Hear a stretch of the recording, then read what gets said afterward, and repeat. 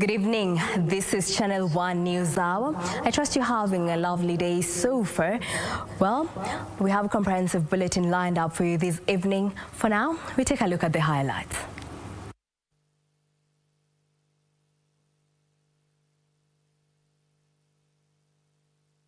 Well, we shall be moving on, but my name is Jacky Wambiru. Our sign language interpreter is Byron Abuli. Remember, you can interact with us on our Twitter handle at KBC Channel 1 or at Jacky Wambiru. Now, to kick us off, public discourse on the merits and demerits of the Constitution Amendment Bill 2020 continues as county assemblies rush to beat the 3-month deadline of passing the proposed law before it is forwarded to Parliament for consideration. So far, 7 counties have endorsed the bill, with Kajiado being the latest to do so. Kamche Menza has more details. A section of grassroots leaders at the ward level, constitutional affairs experts and professionals are among tens of people who turned up at Charter Hall, Nairobi, to give their input before the proposals are debated in the county assembly on Thursday. But there are those when you wako down there kwa grassroots. Kuna wamama hawawezi soma. What are you doing about it and what are you going to do about it? Ndio muwaelimishe. Wote wametoa maoni yao, hata wale MC wamekuwa hata wote tumeongea tumeona hii kitu iko sawa. Although haiwezi kuwa 100%, lakini at least asilimia kubwa inahusu Wakenya wote. Na tumepea watu jukumu waiangalie na wapeane maoni yao. Baadaye tutatumia maoni yale wametupea katika kutengeneza ripoti yetu. A similar atmosphere was witnessed in Laikipia County. Sisi hatukuwa tunaongea, wananchi ndio walikuwa na jukumu yao, na leo wakatuambia sisi tumepatia nyinyi jukumu, muende kesho mpige kura. In Embu County, chaos erupted, almost disrupting discussions after a group of residents alleged to be opponents of the BBI report became rowdy.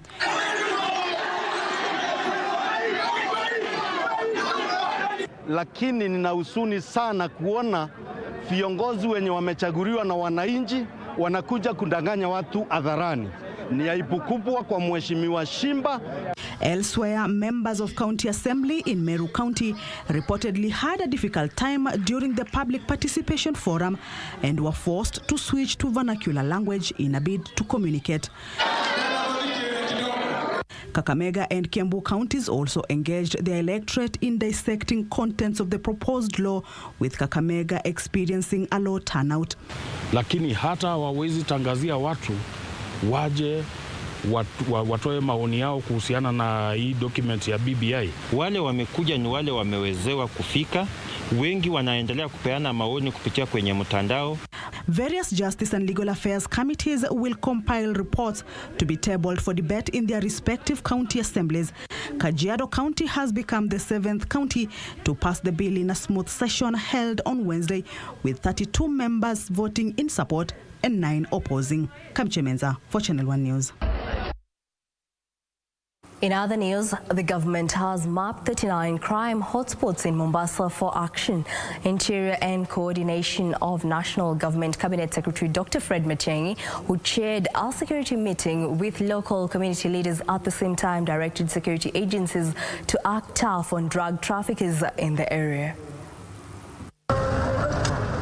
Emerging from a security meeting with local community leaders in Coast Region, the Interior Cabinet Secretary read a riot act to criminals in the area. Matiang'i revealing that at least 39 crime hotspots areas in Mombasa have been identified, adding that more security personnel will be deployed. We will soon announce an increased and intensified way of deploying resources here, because the security team brought it up again in the morning, and we have agreed. We have about 39 areas in Mombasa that we need to man properly.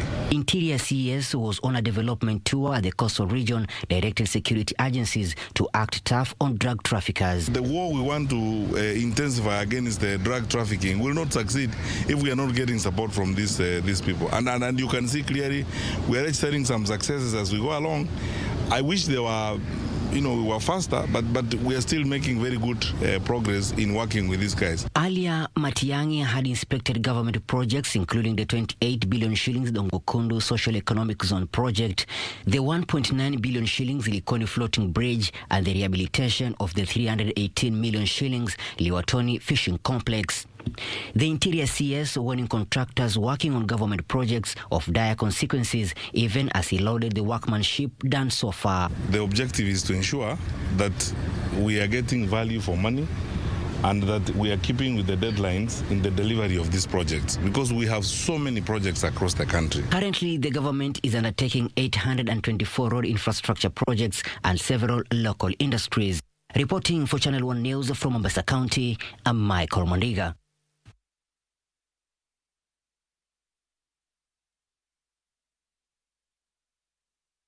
And moving on, senators now want the Committee on National Security, Defense and Foreign Relations to immediately investigate bribery allegations in the ongoing Kenya Defence Forces recruitment exercise across the country. Led by Narok Senator Ledama Olekina, the senators claim that some KDF recruitment officers have commercialized the process, where the high bidders end up being recruited in what they claim is a threat to national security and a waste of national resources. Barely a week after the Kenya Defence Forces recruitment exercise kicked off in various counties across the country, the senators raised concerns over claims that some recruiting officers are demanding hefty kickbacks of up to a tune of 700,000 shillings to enlist recruits into the military.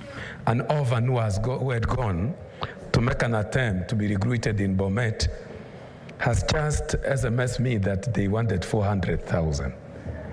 It is so bad. That amount of bribes has been going up on a daily basis.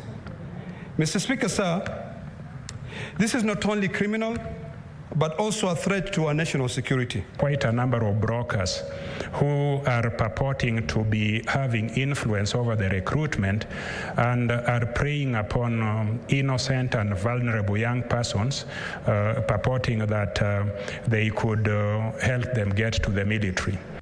Even as the exercise continued to attract thousands of unemployed youths who are keen to join the military, according to the Senate, the recruitment process is a threat to national security, as a section of KDF leadership has allegedly commercialized the exercise. Getting the military personnel who purchased their way to the service, and I'm so sure as they are now getting through compromised, they'll also be compromised in their duties.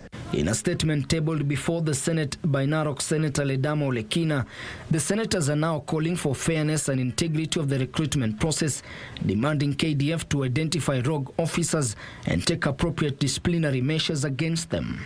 The Cabinet Secretary for the Ministry of Defense and top leadership of the Kenya Defence Forces to look into this matter and ensure that the integrity of the recruitment process is not compromised, and that there is fair opportunity for all those participating in the recruitment exercise seeking to join the KDF. The senators further want Committee on National Security, Defense and Foreign Relations to immediately investigate the bribery allegations and also recommend a more accountable way of carrying out the recruitment process. Ben Chumba, reporting for Channel 1 News. And away from Parliament, the Judicial Service Commission has shortlisted 10 candidates for the position of Chief Justice ahead of their interview scheduled for April 2021. The Commission has revealed that it has received 13 applicants for the position of CJ and has shortlisted 10.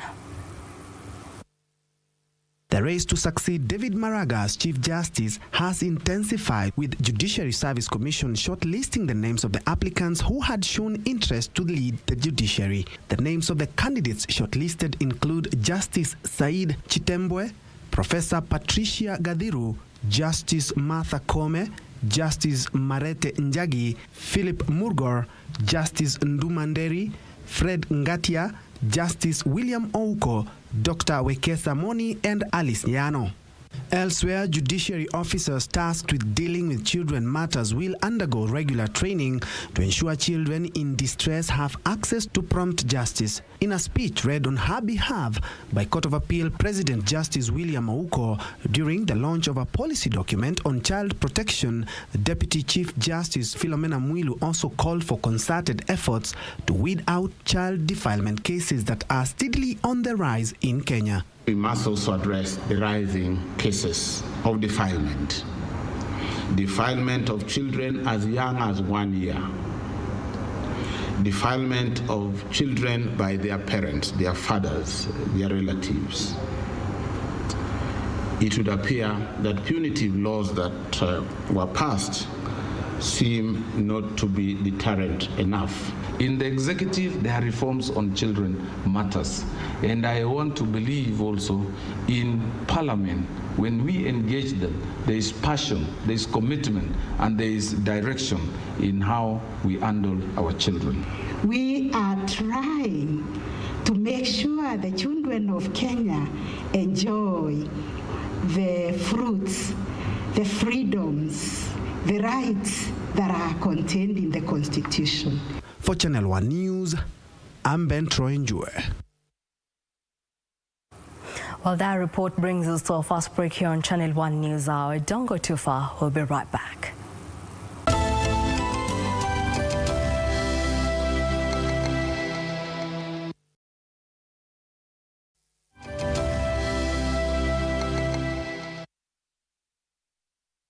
Welcome back. Now let's proceed. Health Cabinet Secretary Mutahi Kagwe has put the World Health Organization on the spot for what he terms failure by the UN health body to fast-track approval of locally manufactured essential medical products. Kagwe, who expressed frustrations, said until today the country is yet to receive the coronavirus AstraZeneca vaccine doses ordered early this year, attributing the long way to failure by WHO to approve other promising vaccines. As the country accesses its range of coronavirus vaccine options, Health Cabinet Secretary Mutahi Kagwe has called on the UN health body to fast-track approval of locally manufactured essential medical products in the country. Kagwe saying the delays were frustrating efforts to eliminate diseases that can successfully be fought at ease. I want to challenge the donor community. I want to challenge the World Health Organization that we give priority for the local manufacturing aspect. And as a government and as a cabinet, we have pronounced ourselves on this matter, that at least the Kenya part of the funding will definitely go to local manufacturers. This as the country recorded additional 144 positive cases of COVID-19 from a sample size of 2,917 in the last 24 hours. The total confirmed positive cases now stands at 103,332. 4 patients have succumbed to the disease in the last 24 hours, bringing the country's death toll to 1,801. Kakamega County Governor Wycliffe Oparanya in the meanwhile says the national government underfunded the counties in the fight against COVID-19. You can see that health got about over 200 billion for COVID. 200 billion. But out of those 200 billion, only 5 billion went to counties. Still on matters health, CI and Busia counties bear the greatest malaria infection burden in the country, with a prevalence of 6 times more than the national target. The latest report released by the Ministry of Health on malaria control also reveals that the coronavirus pandemic provided another challenge to the fight against the malaria disease. Health Cabinet Secretary Mutahi Kagwe, who spoke during the launch of a malaria control council in Nairobi, cited difficulty in securing essential health commodities in a timely manner as the greatest bottleneck to the fight against malaria in the country. Purity Museo has more details. The Ministry of Health has unveiled a Malaria Control Council, the 5th to be launched in Africa, which is expected to play a critical role in the mobilization of resources to drive the elimination of malaria in the country. Health Cabinet Secretary Mutahi Kagwe challenged the council to fast-track the malaria elimination strategy, whose theme is Zero Malaria Starts With Me. Africa is not on track to achieve its 2020 target of reducing malaria incidence and mortality by 40% and the goal of eliminating malaria by 2030. A health ministry report reveals Busia and Siaya counties are bearing the greatest burden of the disease. To mitigate against this, we plan to accelerate efforts that will include application of measures to spray and kill mosquito larvae at the source in these counties during the second quarter of this calendar year. Stakeholders in the health sector are calling for resource allocation, pointing out that the malaria strategy was facing a resources gap of up to 24 billion shillings. We are ready, willing, and able to meet the charge that we have been given. We dedicate ourselves as malaria champions and will work as partners to the National Malaria Count Program and the people of Kenya to end malaria. According to the World Health Organization, in 2019 there was an estimated 229 million cases of malaria worldwide. The estimated number of malaria deaths stood at 409,000 in 2019. Children aged under 5 years are the most vulnerable group affected by malaria. In 2019, they accounted for 67% of all malaria deaths worldwide. Purity Museo, Channel 1 News.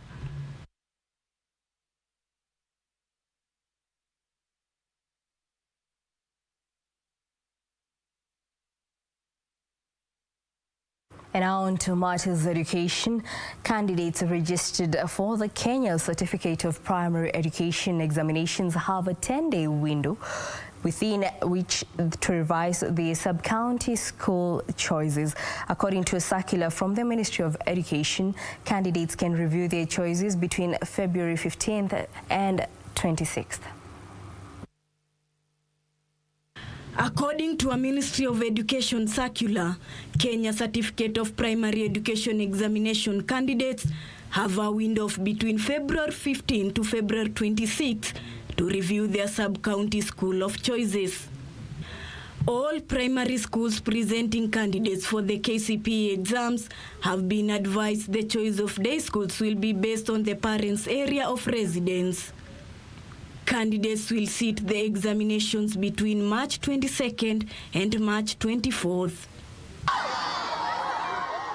Meanwhile, Moi Girls High School in Eldoret has been closed indefinitely and students given less than 48 hours to leave the institution. They claim the headmistress has reintroduced corporal punishment, mistreatment and poor diet. This even as a university don Dr. Kuto Chogo is calling for harmonization of corporal punishment and guidance and counseling to curb rising cases of indiscipline in schools. Guidance and counseling is a psychological way of dealing with children. But we have some children who cannot understand anything that is said in peace. They want some kind of pain to be inflicted into them for them to realize that what they are doing is wrong. He spoke as he donated uniforms to 20 needy pupils of Mulaha Primary School. Ruth Wamboy for Channel 1 News. Away from that, Deputy President William Ruto has challenged politicians to strike alliances based on ideologies. Ruto said Kenya was beyond tribal political formations. The Deputy President explained that what Kenyans are after is the birth of a political outfit that will uplift their standards of living. Ruto spoke Wednesday at his current residence in Nairobi County, where he met more than 400 grassroots leaders from Nairobi, Mombasa, Nakuru and Nyanza.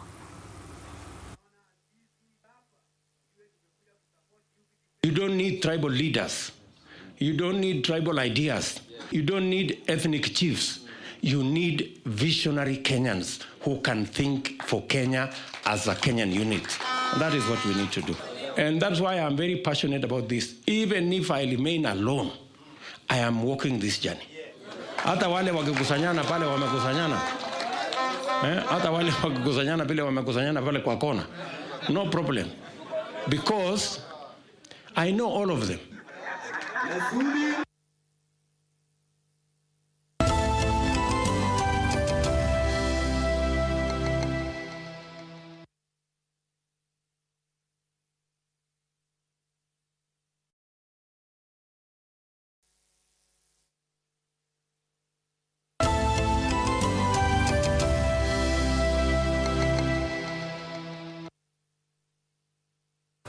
Welcome back. President Uhuru Kenyatta has appointed 8 new chief administrative secretaries in the latest changes to the senior ranks of the executive. Head of state also reshuffled 6 cabinet secretaries and 8 principal secretaries. At the same time, the State Department for Mining with State Department for Petroleum as a single entity within the Ministry of Petroleum and Mining. In the latest changes to senior ranks of the executive, President Uhuru Kenyatta has appointed Eric Simiu Wafuko as the new Chief Administrative Secretary, National Treasury and Planning. Jackson Musyoka Kala will take up the same position in the Ministry of Labour and Social Protection. Lawrence Angolo Omuhaka is the new CAS Ministry of Agriculture, Livestock, Fisheries and Cooperatives. Professor Japheth Ntiba Misheni, State Law Office and Department of Justice. David Osiani, Ministry of Industrialization, Trade and Enterprise Development. Former Chair, Kenya Institute of Curriculum Development Council, Dr. Sarah Ruto, is now CAS in the Ministry of Education. Zachary Ayeko, Ministry of Energy. Former Tharaka Member of Parliament, Alex Mbori Moiro, Ministry of Lands and Physical Planning. At the same time, the head of state has reassigned 6 chief administrative secretaries. Winnie Gushu moves from State Law Office and Department of Justice to Ministry of Interior and Coordination of National Government. Hassan Nur to Ministry of Education. Zach Kenodia Mugure moves from the Ministry of Education to Ministry of Sports, Culture and Heritage. 8 principal secretaries have also been reassigned. They include Dr. Julius Ouma Juan, who moves from State Department Vocational and Technical Training to State Department for Early Learning and Basic Education. He will be replaced by Dr. Margaret Mwakima, who moves from the State Department for Regional and Northern Corridor Development. The changes take effect immediately.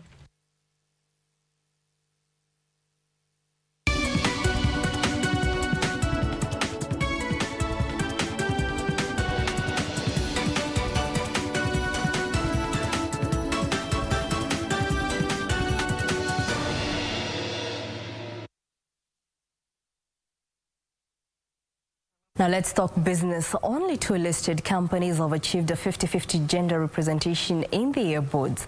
Officials from the Nairobi Securities Exchange say they are focusing on better gender representation in leadership positions in boards and senior managerial positions of listed companies. The Nairobi Securities Exchange will champion for at least 30% gender representation on boards and senior management levels among listed companies. Currently, only 4 of the 61 listed companies have women as their chief executives, with NSC CEO Geoffrey Odundo expressing the need to change the narrative. These companies that we see that have diversity, we're seeing a very close correlation with a good performance of its share price, a good performance of the company because of embracing diversity. And the skills that the women bring on board are quite good because they're able to. I know there's always that belief that they can multitask. I can tell you it's real. They can multitask even at the board, and they've been able to provide very good guidance, especially issues around risk, issues around controls, and all other aspects of the board. Gender equality has been a challenge, especially in Africa, with most senior leadership positions in organizations being male-dominated. Kenyan companies have a long way to go to achieve gender parity in the office. I think it's a legacy issue, not necessarily any other issue, apart from the fact that historically it's been that way. I think there's been a high male dominance in running of companies and organizations. And that's why the whole diversity agenda started, and trying to bring women onto leadership positions started. And so it's going to be a phenomena that It's going to be changing with time. Corporates have also been urged to embrace gender diversity in senior leadership as part of achieving the Sustainable Development Goals. We have the mentorship program that's preparing the women leaders from when you're in middle-level management all the way as we are preparing you to get all the way to the board management and sharing across with the different networks and organizations.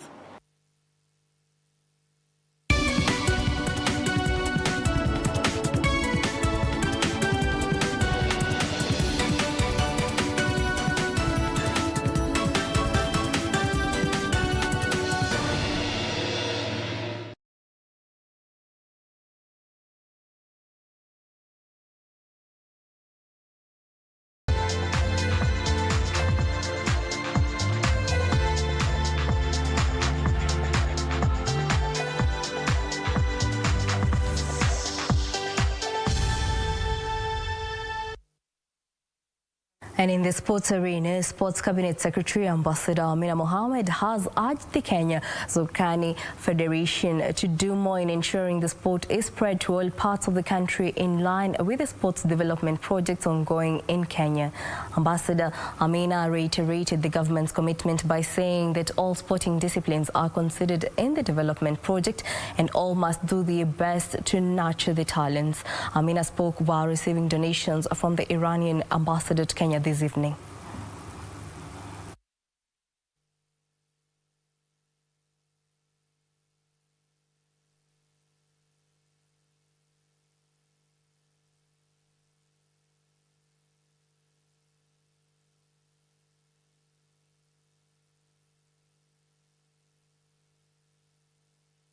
This is the small donation from International Zurkani Federation in Iran. And I'm sure that in future we will have more equipments for youth in Kenya to promote sports. We've agreed to expand our relationship in sports culture and heritage and do a few other things together. We have also agreed that we'll have exchanges of our sportsmen and women. We've talked about volleyball specifically.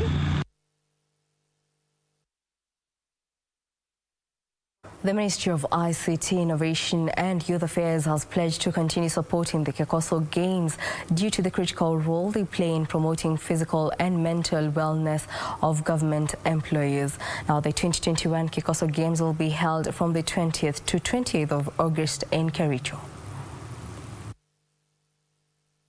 The Ministry of Youth Affairs has pledged total support for the Kekoso Games, which promote the physical and mental wellness of government employees. Having not been held last year due to the spread of the coronavirus, this year's Games will be held in August in Kericho. Following successful events held in 2018 and 2019 in Kakamega and Kisii, the organizing committee of the Kericho event has been urged to ensure the Games are held successfully, despite the tight schedule. In addition to the Games, the ministry promised that the government will continue to recognize the Kekoso sports heroes and heroines and scale up training of officials. The promises were made during a courtesy call paid to the ministry by a Kekoso delegation led by Secretary General Malaria Siko and representatives from member organizations including the Ministry of Transport, Ministry of Sports, Kenya Broadcasting Corporation, Postal Corporation of Kenya, Communication Authority of Kenya and Media Council of Kenya, among others.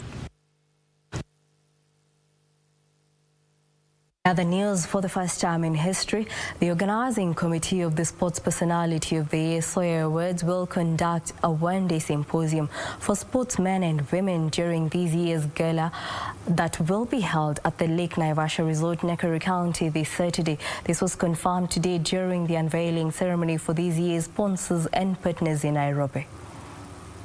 This year's Sawyer Awards will change its tradition from awarding top performers to a one-day symposium themed Overcoming Diversity in Sports.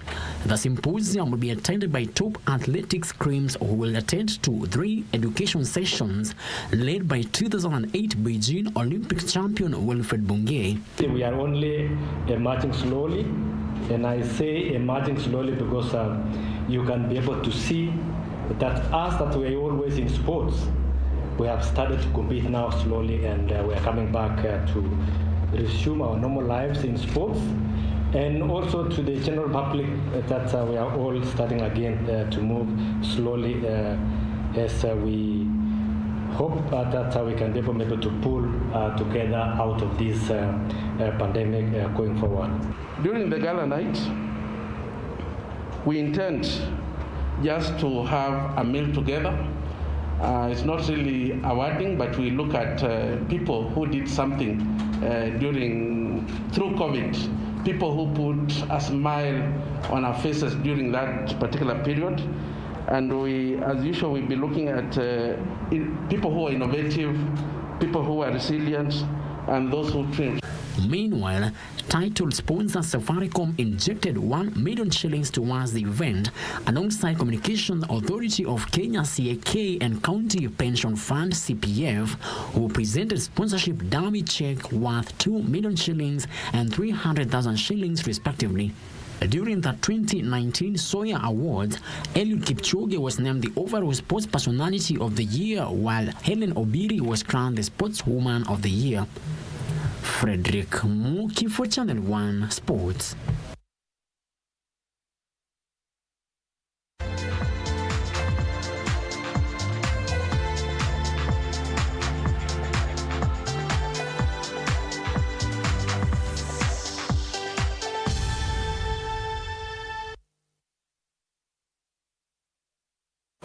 Well, that's it from us this evening. Well, thank you for keeping us company here on KBC Channel 1 News Hour. For more news, check out our website at kbc.co.ke. Well, my name is Jacky Wambiru. Sign language interpreter has been Byron Abuli. Enjoy your evening.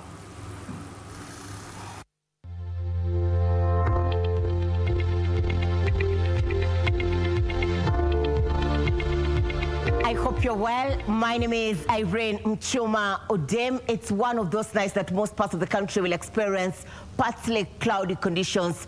The northeastern parts of the country and the southeastern lowlands will tonight experience partly to clear skies. This as the Lake Basin region and western parts of the country will experience showers accompanied by thunderstorms over a few places.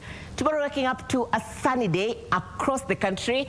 The northeastern will experience sunny periods. The northwestern will experience sunny intervals, and these are weather patterns that will also stretch to the western parts of the country, the Lake Basin region, the county of Nairobi and counties around the region.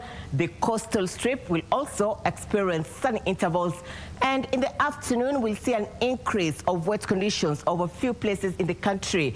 These will be limited to Kisii, Kisumu and Kakamega, and in the county of Kakamega during the morning hours there is a possibility of rains over a few places, and especially around Lake Victoria. And in the afternoon, there'll be showers accompanied by thunderstorms.